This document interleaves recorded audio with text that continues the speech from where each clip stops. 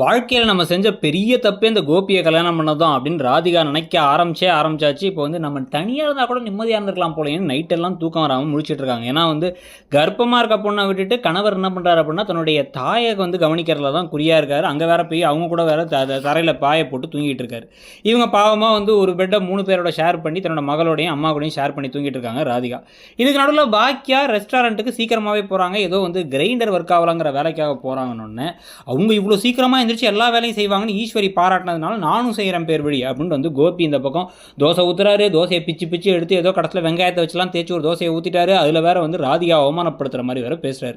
இதில் நல்லா வந்து ஏற்றி விடுற மாதிரி ஈஸ்வரி வேற வந்து சீக்கிரமே வந்து உன்னை விட்டு என் பையன் என் கூடவே எங்கள் வீட்டுக்கு வந்துடுவான், அவ்வளோதான் அவங்களுடைய திருமண வாழ்க்கை முடிஞ்சுங்கிற மாதிரி மிரட்டினோடனே ராதிகாக்கு இன்னும் பெரிய ஷாக்காக இருக்குது. இதுக்கு நடுவில் பழனிசாமி வேற பக்கத்துலேயே கடை போட்டு கூடவே வந்துட்டார் வேற. இவங்களே டெக்கரேட்லாம் பண்ணுறாங்க பாக்கியா அதுக்காக. ஸோ எப்படி போகுதுன்னு நினைக்கிறீங்க கதைங்கிறத சொல்லுங்கள்.